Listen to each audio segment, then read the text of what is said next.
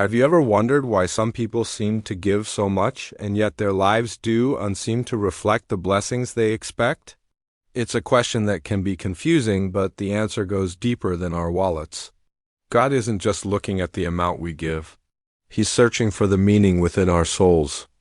You could give thousands upon thousands of dollars, but if your heart is poisoned with manipulation, pride, or a performance-based faith, you might receive no return in the way you expect. On the other hand, someone else could give just $10 and it feels like the heavens open up for them. Why? Because their gift came from a heart full of pure obedience, unwavering trust, and a deep alignment with the kingdom. This reveals a profound truth. The currency of heaven is not cash, it's consecration. The Bible gives us a powerful insight in Proverbs 4:23. It says, "Guard your heart with all diligence, for from it flow the issues of life." Notice it doesn't say your habits, your income, or your bank account. It says your heart. That's the one thing God is constantly monitoring. He's looking at the source. And if your giving is flowing from a sense of pressure or from trying to impress others, instead of flowing from a genuine purpose, then that act is void of divine power. It becomes an empty gesture. One of the great dangers in a purely religious culture is that it can subtly teach people to perform for God. Instead of genuinely pursuing Him, we start to believe that if we just check the right boxes and go through the motions, we're doing what's required. But this is a trap. It's the reason why you can find givers who are still angry, givers who are still bitter, and givers who are still selfish. How can that be? It's because the act of giving itself is not what transforms you. It is the presence of God that truly changes a person from the inside out. Giving is meant to be a reflection of the change that has already happened in your heart. But if the heart behind that reflection is corrupt, if the motives are impure, then the action itself becomes empty. King David understood this deeply. After his great failure, he wrote in Psalm 51-17, "The sacrifices of God are a broken spirit. A broken and a contrite heart, O God, you will not despise." This is what God is truly after. He's not primarily interested in your habits, but in your honesty. He's not just looking at your tithe, but at your truthfulness. He's not just concerned with your offering, but with your obedience.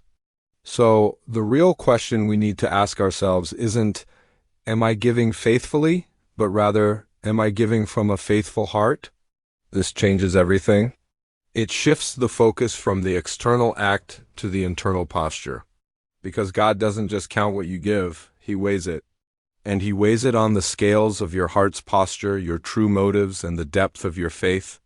A surrendered life is always greater than a sacrificial amount. Let that sink in. It's possible to give a large amount of money, but to trust God very little. We see people who will lay a big check on the altar, but they won't lay down their pride. They won't lay down their secret lusts. They won't surrender their personal agenda or their need for control. And here is the hard truth. God is not honored by the amount you give if the rest of your life remains unsubmitted to Him. He wants all of you, not just a portion of your finances. The kingdom of God is not a pay-to-play system. It's not transactional. You can't buy blessings or favor. It is a kingdom built on surrender and obedience. The Apostle Paul makes this crystal clear in Romans 12:1. He says, "I beseech you therefore, brethren, by the mercies of God, that you present your body as a living sacrifice, holy, acceptable to God, which is your reasonable service." This is so powerful. God isn't after dead offerings, rituals performed without heart.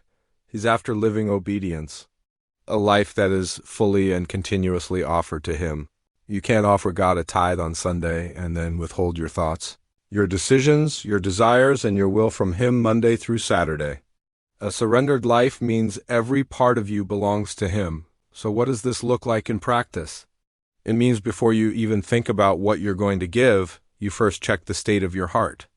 Ask yourself some honest questions. Why am I giving this? Am I doing it out of a sense of duty or out of delight? Am I trying to get something from God, or am I responding to what He has already given me? Am I giving with a joyful spirit or a grudging one? Your answers to these questions are more important than the number on the check. Giving should be an overflow of a heart that is already captivated by God's goodness and grace. It's a response of love, not a transaction for favor. Think about the widow in the Bible who gave her 2 small coins. Jesus said she gave more than all the wealthy people who put in large sums. Why? Because they gave out of their abundance. But she, out of her poverty, gave everything she had to live on. Her gift was small in value, but massive in weight. It was weighed on the scale of total surrender and complete trust. Her heart was fully consecrated. That's the kind of giving that moves the heart of God. It's not about equal giving, but about equal sacrifice. It's about the posture of your heart. Let's challenge ourselves to move beyond performance-based giving. Let's stop trying to impress God or earn His love. He has already freely given it to us. Instead, let's focus on cultivating a heart that is fully His, a heart that is broken over its own sin and grateful for His mercy, a heart that is honest, truthful, and obedient. When we give from that place, from a heart of pure consecration, our giving becomes an act of worship that truly honors Him. It's then that our giving is not just an action, but a powerful testament to a life fully surrendered. That's the currency of heaven. That's what He's looking for. Not just your offering, but all of you. Thank you so much for watching.